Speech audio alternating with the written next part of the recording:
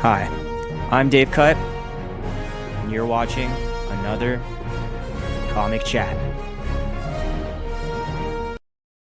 Hi guys, back again today with another great but tragic comic from Spider-Man, the Back in Black series, where it picks up after the Civil War conflict, where Spider-Man had actually joined Iron Man and unmasked with the Soviet Accord, but later actually switches sides to Captain America. And after Captain America stops fighting, this is where it picks up with Peter, everybody knowing who Peter Parker is, and him being a criminal now at this point. So I do love all the art in the beginning comics, Spider-Man Back in Black. So you can see the art. It does start out very tragically with Aunt May being shot. So this is part one of Back in Black. Aunt May gets shot, and the very next page, you can see Spider-Man's not playing around. Peter instantly goes after this guy and does not fuck around and throws a whole truck at him to stop him before he urgently rushes Aunt May to the hospital with her just saying, "I'm sorry for what happened. People are going to know where you are and who you are." And he wastes no time. He crashes through one of the windows and just lays her in there and waits outside and listens to see what happens as they're saying, "She's lost so much blood." And then it flashes to Wilson Fisk in his cell and a cop telling him the first gift basket not delivered, but one of the other two baskets was delivered. And you can see him say, "Well, then the evening wasn't a total waste." So we know who put the hit out now, but I don't know why you would do that. Don't fuck with Spider-Man. And then it cuts to him saying all this wisdom that the cop doesn't understand. And MJ telling Peter, "What are we going to do? How is she?" Since he can't go see her, since everybody will know. And he's telling her things aren't good and that they need to book her under her maiden name, May Riley, so that people won't know who she is and I don't have any connection with Peter.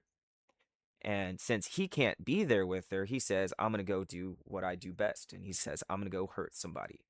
So you see, he shows up at the crime scene, no hesitation, no costume, instantly webs up the police guard on duty, uses his web sense to find the one piece of evidence that they had missed, and doesn't even help the police guard as he's still webbed up, and leaves to go hunt down this piece that he found, which takes him to the docks. And he goes in this no costume. Everybody already knows who he is, so he doesn't really need the costume, but he goes in, no costume. He doesn't hold punches back.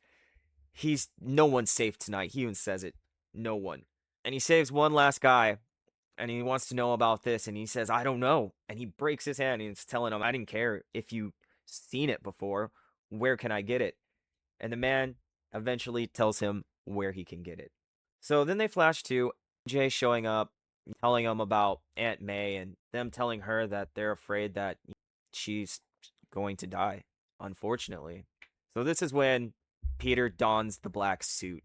He even says, "I put this here a long time ago. I got rid of it in the first place because I thought I sent the wrong message. Maybe I kept it because there might be a day when I want to send that message. That rules don't apply, that the gloves are off, that I can't be stopped until I find the people responsible for shooting May. I will find them." And dons the black suit of Spider-Man. Perfect. Love it. So, part two of Back in Black. It starts off with Peter on the phone with MJ and her telling him it's not looking good and they're saying that she's going to die. And him not accepting it and having to find out immediately who did this. Well, now he has a name and he knows where to start. And this guy tells him that he's not going to tell him anything. Probably the wrong thing to say if I were him. So he pulls my favorite technique, Batman, throw him off the roof and catch him by the ankle. And this guy, it works every time. Classic hero move, works every time. And he ends up telling them two names that are rich hunters that doesn't seem like it'd be their kill. But the third name is where Spider-Man would go looking. So he ends up going to track down a computer database from the police so he can track this name and find out what address is tied to it. He gets an address and immediately goes over there, but he's split second too late. But he tells him he was on his way to the train station and that's where he'll find him. But so Spider-Man rushes over, but he also yells at him that there were some other people looking for this guy as well, and they were here just before Spider-Man. So Spider-Man ends up at the train station, not knowing what this guy looked like. So his idea is that since this guy just killed Spider-Man's aunt, he'll be so shocked and surprised, he'll act frantically and it'll set off Peter's spider senses and it'll track him. And luckily for him, it sure did. As soon as he saw him, he freaked out and ran. And Spider-Man starts chasing him, and this dude starts opening up fire in the train station, but Peter doesn't care. Spider-Man cracks his arm. Nobody's safe really right now. And just as he's about to give him a name, somebody shoots him. But Peter's quick reflexes, he throws a tracker on the assailant's shoe. Luckily enough, but just as the police showed up, Peter had to leave and follow this guy who is the only one who knows who gave him the hit.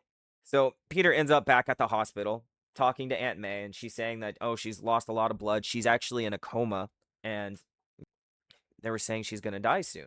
But Peter actually gets a spider sense that his tracker is close, and that the guy that he threw the tracker on is actually in the area. So without hesitation, he finds him, takes his phone, slings his mouth so he can't scream, and answers the phone and finds out it's Mr. Fisk. And he has no words other than one thing, Mr. Fisk, you can die now. And he's so serious. That black suit he dons means something. So, Back in Black, Part 3. So it starts off with Kingpin on the phone thinking about how the gunman's dead now and there's still one guy out there that's involved in this. On the phone with Peter saying that he can't die, basically mocking him after what he had just told him.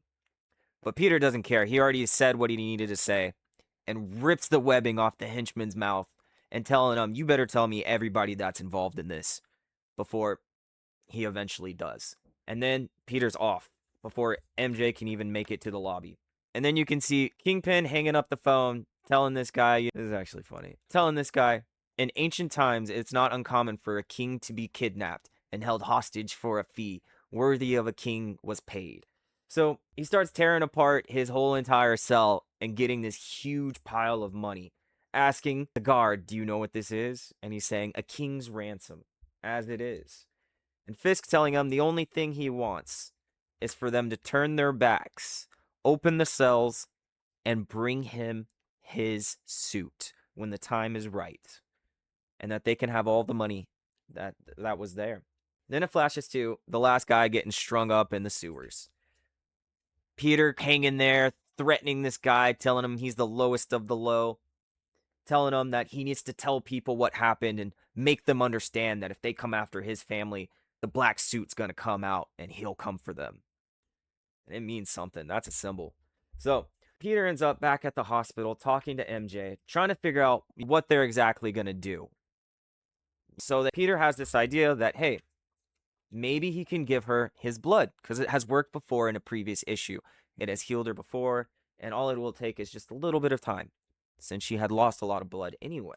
But the nurse shows up, and Peter eventually has to take off to go face off with the Kingpin. And you can see the stage getting set in the prison. The doors open. Prisoners are let out. Kingpin gets his suit. Spider-Man shows up as Kingpin walks front and center stage, waiting for Spider-Man. And he shows up. He says, end of the road, Fisk. You, me, right now. He's not playing. Back in Black, Part 4 or 5. So this starts out with Kingpin just kind of taunting Spider-Man, saying, hey, we've seen that face, Peter Parker. The face of a chump. Edging him on even more. Saying, but I guess you can't make an omelet without breaking a few old ladies. And that gets him the Spider-Man 4-piece real quick. Not saying a word. And it just Kingpin on.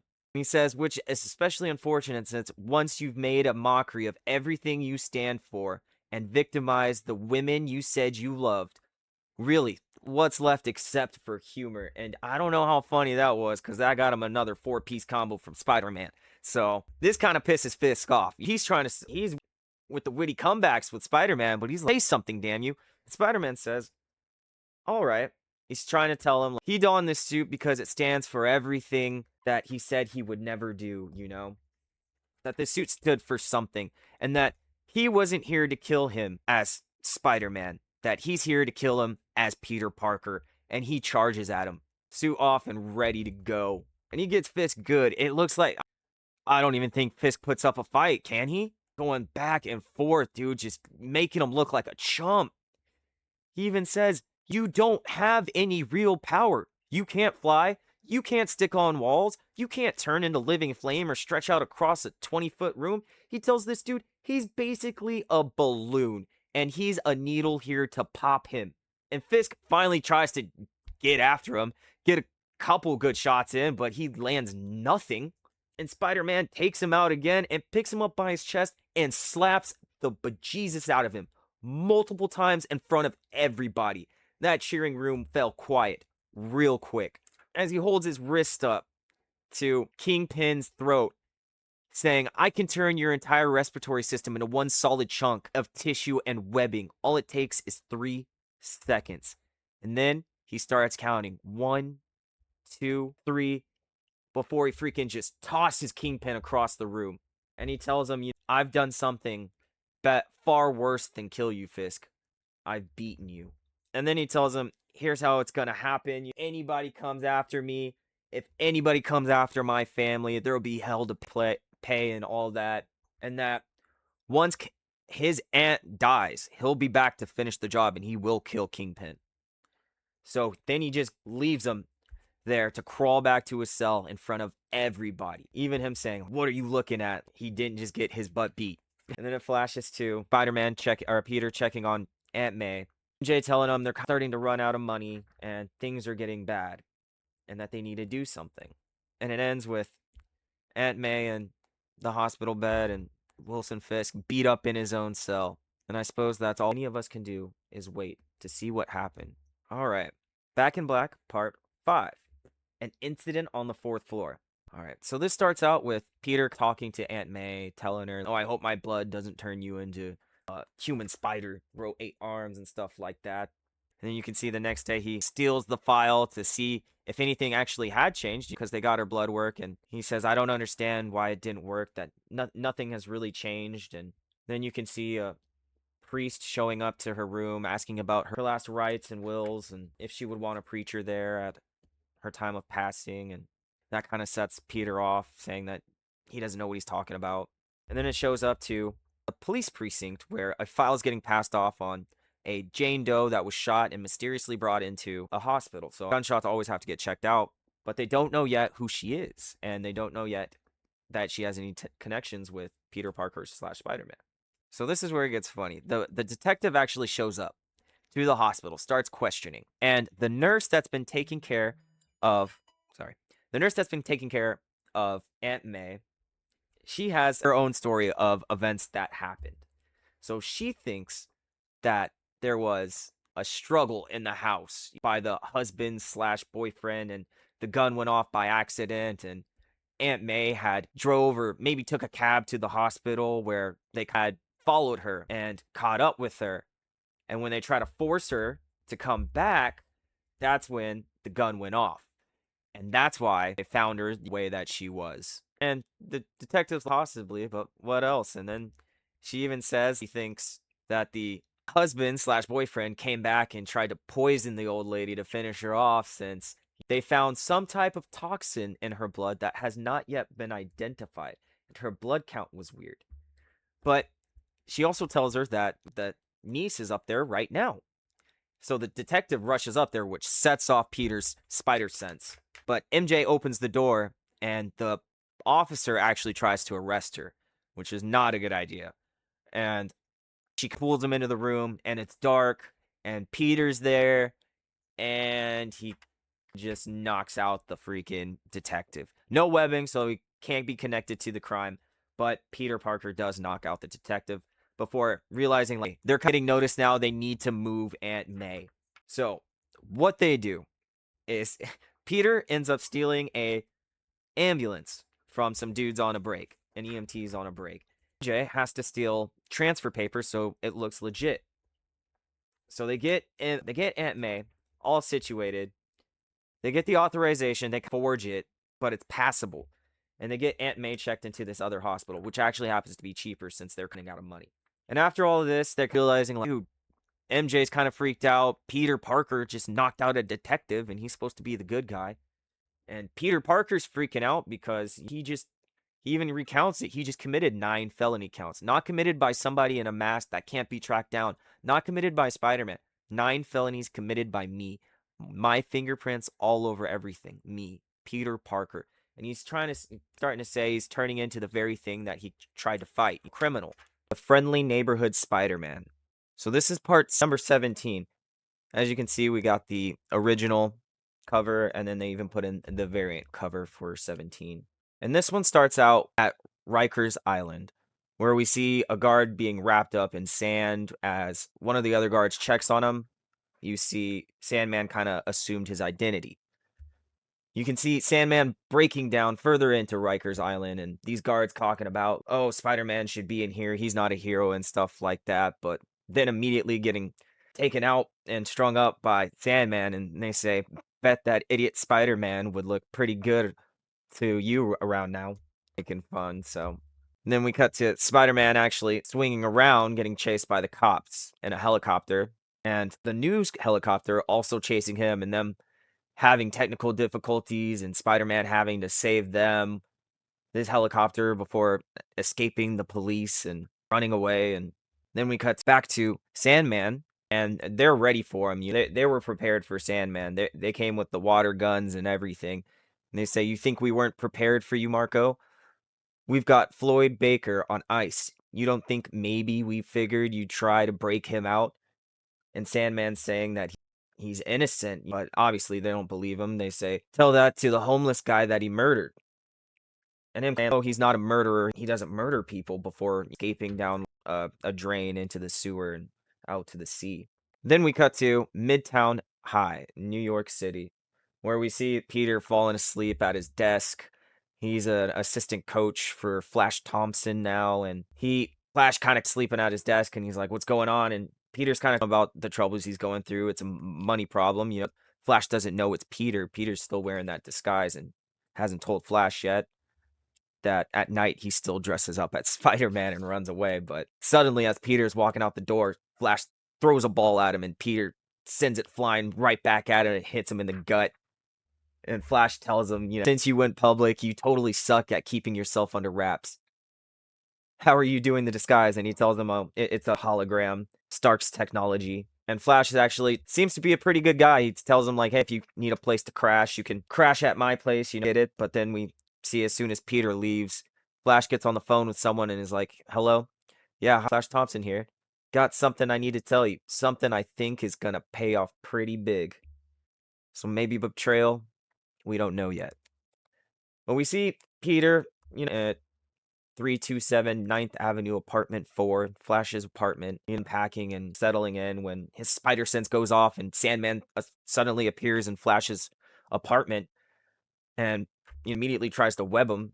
But he was like, yeah, Spider-Man's like, no. Sandman's like, knock that off, you're not gonna work. So he goes immediately for fighting, and he tells him, I'm not here to fight you, need your help.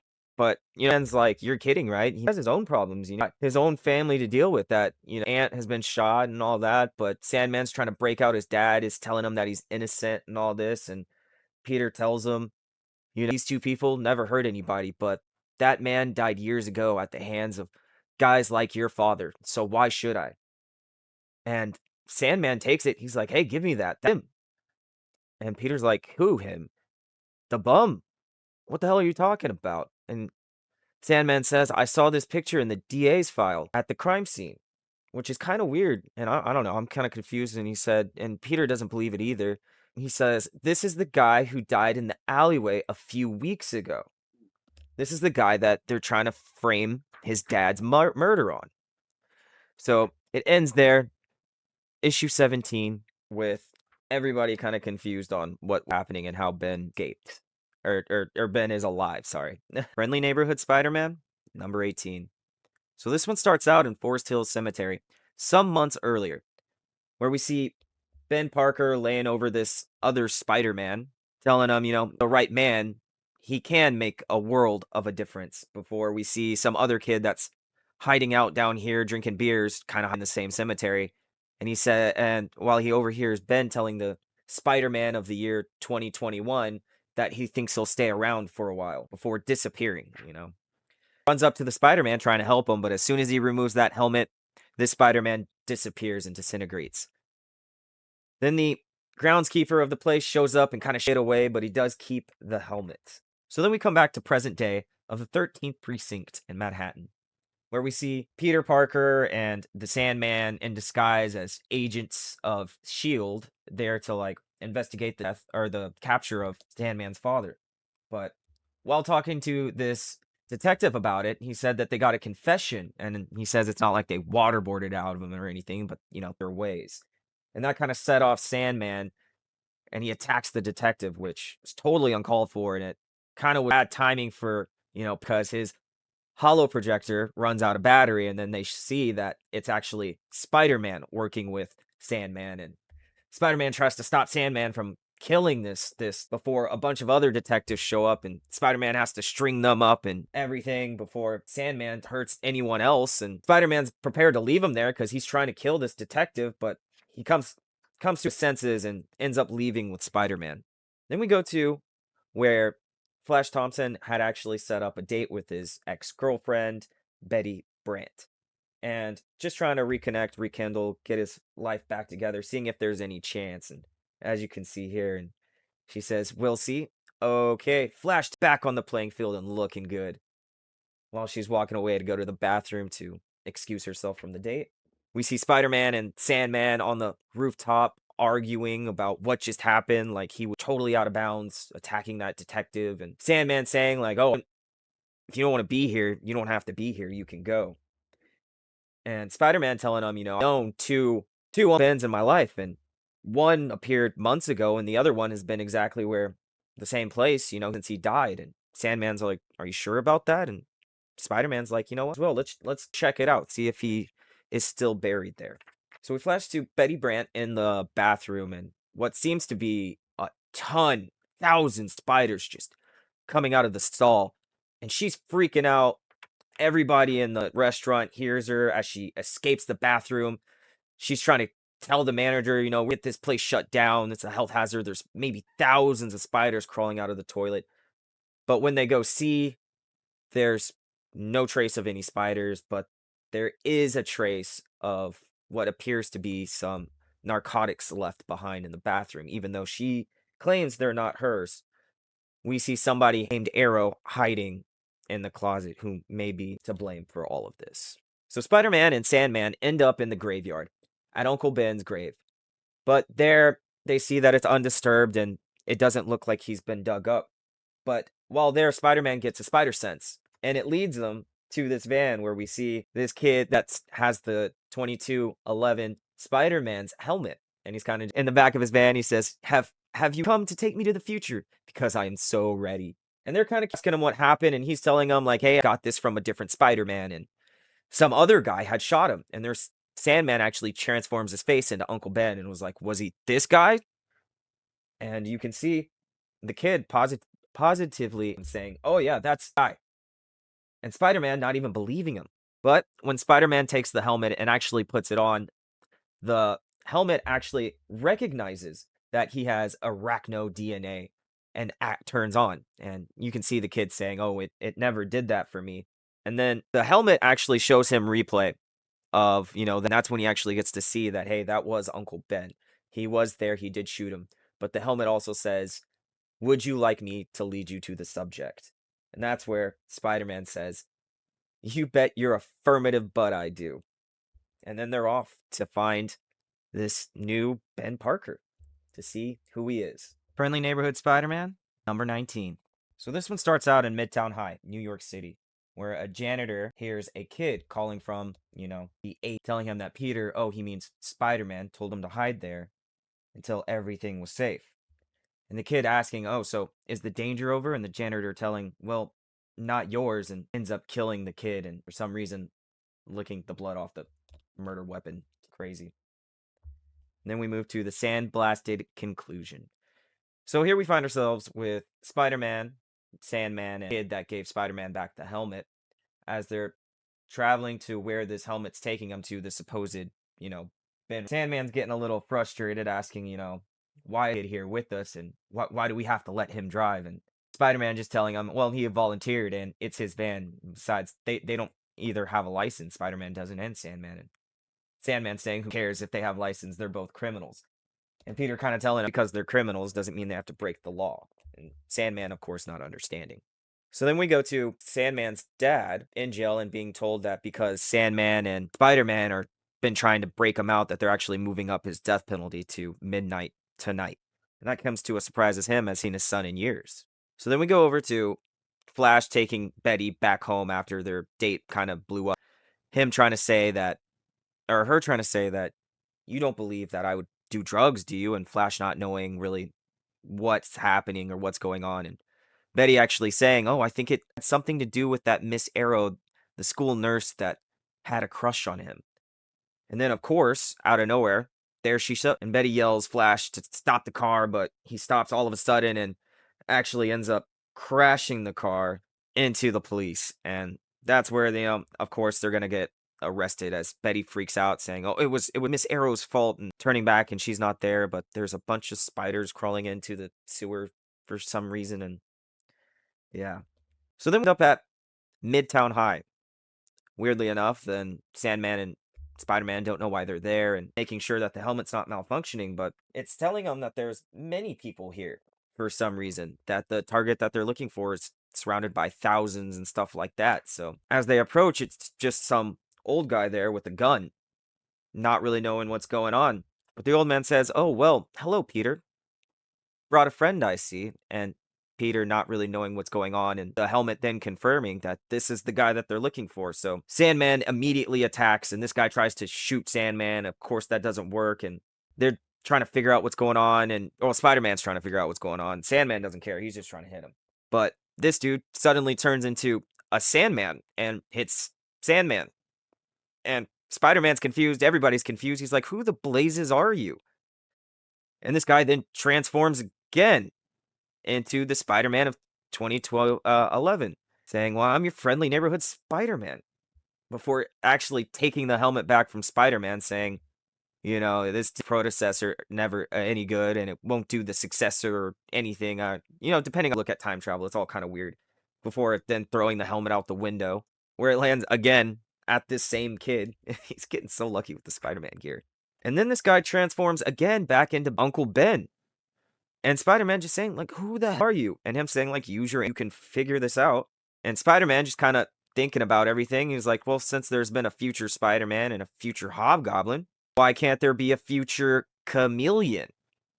And that's when he says, why not indeed? And he says he escaped with Hobgoblin and the forgotten and that was forgotten in their own time, and he'll carry their memory forever. And then Spider-Man kind of asking, like, why'd you frame Sandman? And he was like, it was easy because he got some sand in his mouth and he can turn into anybody. He gets any part of their DNA. So he got Sandman's DNA, and Sandman asked, like, and why did you frame Floyd Baker? And Chameleon says, I have absolutely no idea who that is. Okay.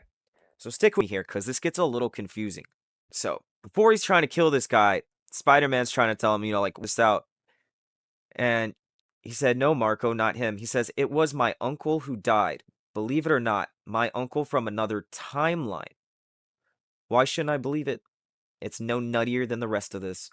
The poor devil was dragged here by the hobgoblin and abandoned. Says, and he had the misfortune of encountering you in that alleyway, didn't he? Ben Parker never carried a gun in his life, so you must have handed it to him, trying to convince him to use it on others or maybe even himself, but he didn't take it, and he didn't want any part of it. So you picked up a gun and finished the job yourself. You sampled his blood and changed your shape and left him there to die. With Floyd Baker, the wrong man passing by at the wrong time, the only one to hear his dying words, and of course, misunderstanding them when he says, I killed myself. And of course, him saying, you never disappoint, the Chameleon saying, you never disappoint, and saying, what kind of person would do that? And the Chameleon saying, person? Who sees any person? And turns into like literally a So yeah, it got a little confusing there. It seems like there was a different timeline. He went and got the other Ben. Like I said, it gets kind of confusing. Shapeshifted into Ben, traveled in the. This dude's been traveling through time and shapeshifting a lot. So they're getting ready to put, the on Sandman's dad, while Sandman and they're still trying to fight this guy that's actually responsible for it. When the kid with the helmet runs in, tries to help him before realizing they're demon, and was like, forget this, ends up just tossing the helmet to Spider-Man that he uses to place on the chameleon's head, and says, helmet, administer justice. And the helmet acknowledges and says, the form of poetic justice chosen, poetic justice implemented. And you can see them both getting shocked, Chameleon and Sandman's at the same time, and as the helmet activates. And then you see that it actually worked. You know, the chair's dead, but we see the person in the chair is actually not the Sandman anymore. It's actually the Chameleon. And the Sandman was switched in his place, not knowing what happened or who just saved him because he's not really met his son. Yeah, so Flint, I hear you. Yeah, that he's your son. So that helped. That all worked out. And then we see down here that Miss Arrow has been watching the whole time. This is the Friendly Neighborhood Spider-Man number 20. So it starts out with Miss Arrow at church talking to what seems to be a giant spider, and it telling her that you must soon if you are to survive, and her kind of saying, I've already the perfect host, and her is Flash Thompson, and he shall be her mate and her host, and after that, her sustenance. So yeah, Flash is in trouble. I mean, she's crazy. So we cut to Spider-Man kind of checking on A in the hospital with MJ there, and him kind of regretting masking and his villain, and now everybody knows who he is, and kind of wishing he didn't do all of that, but he gets interrupted by someone in the building and gets shooed away because they're probably going to call the cops on him, and he is a criminal now. So we flash to 327 Ninth Avenue, apartment 4, where Flash Thompson stays, and where Peter's actually staying there with them. And Betty Brant shows up there, not knowing who Peter is in disguise, but it took very long to realize and figure out that it's all his stuff is there, and he's just not very good at hiding it. So yeah, he finally that he's, and then she starts giving him her condolences and all that since she heard about what happened, and they kind of get talking. And then we see Flash Thompson getting taken to the bowling alley from his friend Kelly, kind of bringing her to show up some other guys, because he's a high school bowling team there. And then we see Miss Arrow show up, and she's like, wow, another woman? I chopped down, but she gets stomach pain, and she's starting to see, like, oh, kidding that she needs to move things along a little bit faster before jumping down and saying, when nature calls, answer the phone. Then we cut to Peter and Betty talking in Flash's apartment, and her kind of giving a rundown of, you know, this, if there's any, pool, this or not.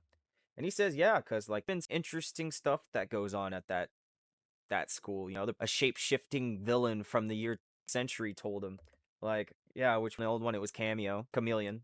And then he recounts odd interaction he had with Arrow when she barges into Flash's office while they were talking, and kind of on Flash and him taking the bait. But the weird thing about it was that Peter's spider sense never went off. He says, like my was blind to her, and something was kind of fishy, in that they should probably look into this. So they actually end up Googling her, finding out seeing if they can find anything on this Arrow and Spider search. But instead they get, a thing, did you mean Spider Arrow? And that just clicks for Peter, and he remembers that he actually fought a Spider Arrow. They're called the cannibal spider since they feed on other spiders, the spiders of the genus Arrow. It even says which Arrow, sounds like. They never finish it, but it's pretty much Arrow. So we cut to Miss Arrow showing up to the bowling alley and talking to Flash, being like, I'm ready to have our date right now. But he's already in the middle of, playing high school kids that he's keep coaching, and he already brought a friend. So when he goes up to introduce them, Kelly and Miss Arrow gives her cold response, like charms Flash. Go. And Kelly's trying to tell him, like, you brought me here. You can't just leave yet. And she's like, yes, I can. Arrow's like putting her down, and Kelly's not budging, and then Arrow finally just pushes her. shoves Kelly. You see Flash kind of being worried for his friend and then being like, you're crazy. Why'd you just attack my friend?" And she trying to rush him out of there since she's kind of running out of room or out of time. But Kelly gets back up and she actually hits Miss Arrow with the pin, which sets her off, and she just ends up throwing up thousands of spiders on Kelly. And then Spider-Man crashes through the window, kind of saying, "Know who you are now." And her just kind of giving an act saying, "I'm your opposite number. You can't get rid of me that easily." And then just kind of disappears. And then we see Flash Thompson and Kelly running away in her pickup truck, but not before long because then Arrow kind of picks her whole truck with a bunch of spiders and dumps Kelly out the wagon, and Spider-Man has to save her, but he's just a little too late to save Flash, and Miss Arrow actually ends up taking him. Friendly Neighborhood Spider-Man, number 21. So it starts out with Spider-Man trying to concentrate on his spider sense, trying to track, where so he can save Flash. But this cop shows up and actually tries arresting him, and Spider-Man just kind of takes it away, and Betty ends up calling him, trying to find out if Flash is okay.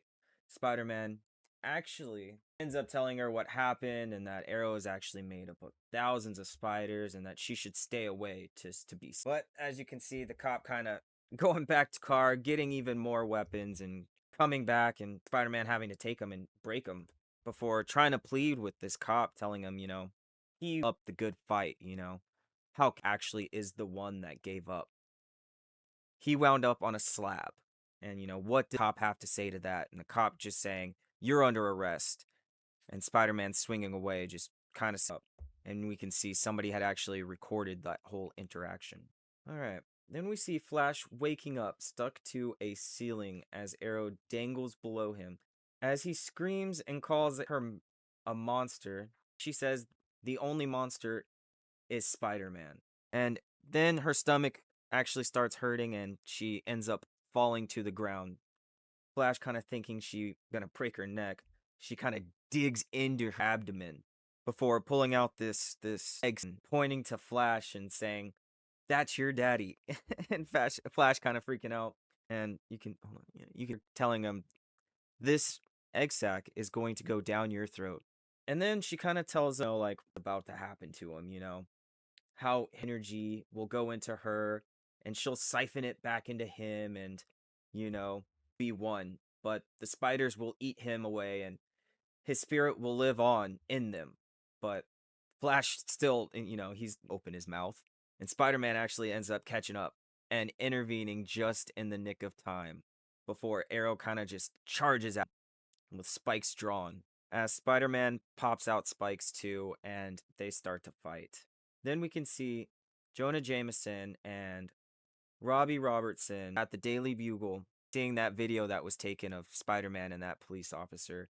And you can see Jonah kind of wanted to make a story and Robbie kind of saying, "Hey, let this kid a break, he's on the run, his aunt's hospitalized, Captain America is dead, for crying out loud." And Jonah's responsible for. And he's shocked to hear that, but Robbie kind of tells him, it's because he's been the one, pitting the community against people like Spider-Man, this is slandering his name. And Robbie trying to reason with him, this used to be a coworker of ours, Derek, a friend.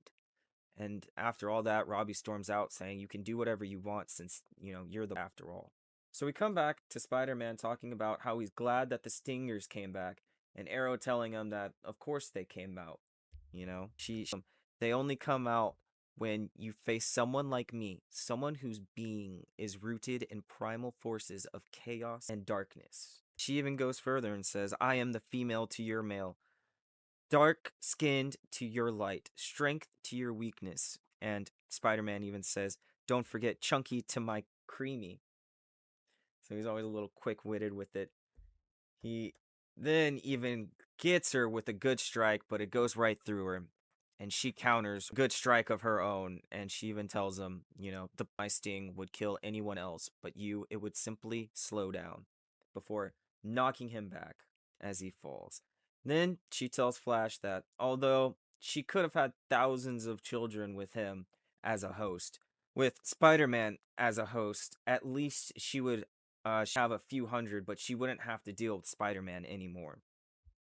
So as she opens up his mask, she's about to put the egg sack in there. She says, "Here comes the choo-choo." Then we see Robbie going into Jonah's office where Jonah kind of just, "Hey, you're the hell out of the building. Close the door. Friendly man number 22. Here we start off with Robbie coming home to his wife early and her kind of freaking out he's here early, and we all know why he's home early because he had just been fired. But when she hears that, she doesn't freak out. She kind of just hysterically and saying, when think of all the horrible things that it could have been, this wasn't really one of them. That Jonah has actually been a cancer on Robbie's life, probably taking some years off of his life as it is already. And then his son comes down and also freaks out. Why is his dad home early? And he has to tell him as well that he had just got fired. But his son actually blames Peter Parker for him being fired and saying, it's that Peter Parker should cost you your job. And Robbie kind of just, Peter, it wasn't his fault. And his son just saying, it sure is. If he never unmasked, none of this would have happened. This is on his head. Predator, prey. And this, you can see Arrow is about to shove that egg sack down Peter's throat. But just as she is about to, blam! The egg sack gets shot out of her hand.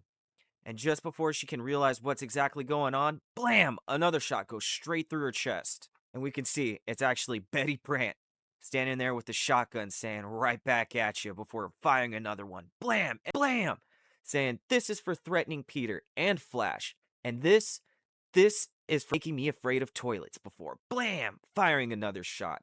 As the arrow is falling back, Peter's noticing that Betty's actually doing damage on her and asks, like, what is she using? And Betty telling him she's using silver bullets with crosses in them. The opposite of unholy might work, so she grabbed them while she was at home.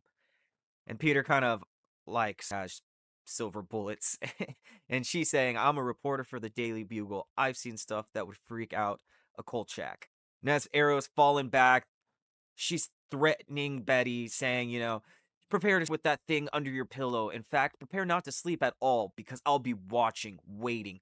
And as soon as you choose to close your eyes, you'll have spiders under your eyelids, up your nose, down your throat. And when you try to scream, you'll just vomit up spiders right before she escapes." And Spider-Man even saying, "We got this tonight." She does to get away after that speech. But Betty's kind of concerned, and since he had just, got that venom in him that paralyzed him, and she already had to come save him, so she's like, "Hey, take the shotgun." But we know Spider-Man doesn't use shotguns, so he tells her to keep it in case, Arrow, she would at least have protection. Okay, so up the roof, we see Arrow making a paraglider out of a bunch of spiders before Spider-Man actually catches up to her. He grabs her in the nick of time but gets gusted away. And as they're flying through the city, she makes these kind of uncalled taunting Spider-Man, saying, "Your death would have been inevitable, but you would have had more time with your loved ones. Maybe even been around long enough to bid goodbye to your frail old auntie." Ooh, strike a nerve. Hate coping with the knowledge that you kill whatever you love. And we know from this book that Spider-Man does not play around about this situation, and he immediately catches up to her before cutting off her strings to the paraglider and they free fall. And Spider-Man's actually able to get over her and slam her into the ground. Before swinging away, he says, "You've lost, Arrow. You're dead. You just don't know it yet. You gave me the clue yourself. With all your talk about predators, made me think about yours. And when I saw where we were flying over, and her not knowing what's going on and not understanding yet as we see a bird kind of fly over, he says, we're at the Central Park Zoo, specifically the aviary. And we see birds start to flock to her, and even more birds as Peter's kind of telling her to back to hell and stay there before hundreds of birds flock all over her body and are gone in an instant, leaving but only one spider that Spider-Man crushes. So back at Flash's apartment where Peter's staying, Betty's there trying to get a hold of the Daily Bugle to tell them, what just she actually finds out that Jonah had fired Robbie, and she fired Robbie because of Peter. And Peter takes this to heart and says, "Like hell, I'm getting changed, and then Jonah Jameson and I are going to have a long overdue chat. Friendly Neighborhood Spider-Man, number 23. And this is the final part. Starts out in Brooklyn, New York, where Jonah Jameson is knocking on Robbie's door, and his son answers, and he sees that Jonah actually has two black eyes and looks pretty beat up, his hands wrapped up and everything, but he just tells him he ran into a door and that he's here to talk to Robbie. So they invite him in, and Robbie agrees to talk with them, and even the son kind of threatens him. So anything happens to his dad, they have lots around here that he can run into, kind of threatening him. But sit down and talk with him, and Jonah starts to tell him the story of what happened, and it starts out with him at the Daily Bugle talking to Betty Brant, while she begs him to rehire Robbie and him saying, I'm not going to do it. And as he gets to his office, you see that Spider Man actually webbed up a nice little note for him, telling him to meet him at this location at night. So, when Jonah shows up to this location, before he even gets in the door, Spider Man strings him up by the chest and pulls him through. And he's like, yeah, we need to have a talk. And you can see he kind of is just telling him, like, hey, you need a Robbie, there's been a lot of stuff that you've done that you can't undo. But at least this you can undo. And Jonah's not really going for it, saying that he's what's happened to Peter and how he's not actually saving the world. And Peter's like, you can at least say thank you. And he's like, thank you. And Peter says, see, that wasn't so hard. And he's like, why should I thank you? And Peter kind of breaks it down. He's like, for boosting your circulation with all the pictures I sold you for starters. Then they're saving your son, for saving you, for saving the world. And Jonah just kind of saying, like, how about uncle, your aunt? How about George Stacy and his daughter? How did saving them work out for you? Kind of giving you guys know what happened with them. And him even saying, you can even see Jonah saying, like, oh, I'm sorry, that was uncalled. Spider-Man kind of flipping out. Like, what are you talking for? After everything that he's done, after everything he's put Spider-Man through, there's an actual boundary that's uncalled for him. And Jonah kind of just blowing up on him, saying like that was like that. And Spider-Man just going back and forth with him before Jonah just an ultimatum. He's just like, I have against you, or I can rehire Robbie. And without hesitation, Spider-Man says, drop the lawsuit. And with a surprised look, you can see Jonah saying, like, really? Really? And then, like, aha, I knew it. Saying that he knew that Spider-Man would, use his powers from personal gain and all that other stuff. And, Spider-Man just saw, I did that reaction. And you look surprised because deep down, he is truly a person. And he was like, so did it work? Are you gonna rehire Robbie and all that? And Jonah's just saying, no, I still don't agree with you. You know, the lawsuit stays fired, and Spider-Man's just like, hit me. And Robbie's just like, what? So confused. And Spider-Man takes his mask off, showing that it's Peter Parker, telling Jonah that he's jealous that, he has all that he uses them to help everybody else instead of helping himself, kind of edging him on even more, calling gutless before slapping him quick in the face, very lightly, but kind of edging him on. And like, does your son know you're gutless? Does your wife know you're gutless? He's like, oh, let them know, Jonah.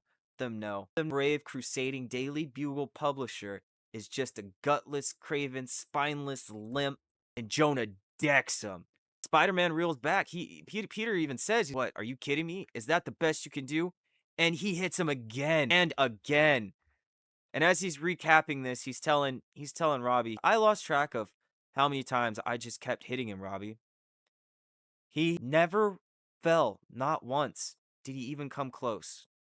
He was like one of those bop 'em back that you have as a kid. And the whole time, it was the sickest thing. He was just smiling. And finally, when my fist was throbbing and skin near to the bone, he said, are we done yet? And Jonah just says, yeah. But Spider-Man swings, leaves him one last little present. He says he recorded the entire thing, and that's why he unmasked, so everyone would know it's him. That he could run it on the front page, and he could title it, Spider-Man to lift a hand against the Crusading Bugle editor, and that he would sell a gazillion copies if he did it. But as Jonah calls out to Parker and Peter and Pete, he gets no response. So the next day, Jonah actually does the right thing, puts the film on the ground, and kind of stomps it. And then he storms off. He actually gets whacked in the face by Betty Brant with the door, which actually causes his two black eyes. So he actually got his two black eyes from a door, but broke his hand hitting Spider-Man. And without realizing it, Robbie realization here, he kind of and that more than he's was falling apart. He feels completely responsible. He may not be thinking it at the time, but unconsciously, he wanted to be punished for every decision he ever made that brought death, destruction, and chaos to his loved ones. As much as you pummeled him, it was probably a fraction of what he thinks he deserves. And it's true. And he says, Robbie asks, like, was he going to drop the lawsuit? And he says, yeah, and come back to work. And he tells him, sure. And even Robbie kind of says, like, what if I choose to come back to work? And he's like, I'll tell you how much I need you, and I'll just give you more money before. He finds the note that Spider-Man left him, and thanks for the wine, you friendly neighborhood Spider-Man, as he swings away, and he says, I hate that F in Spider-Man, friendly neighborhood. And next, one more day. Then there we have it, guys. That was the Black series. There's one more book, so stay tuned, hit that subscribe button, and we'll be back with Peter Parker's Spider-Man Back in Black. So, till next time, guys, have a good one.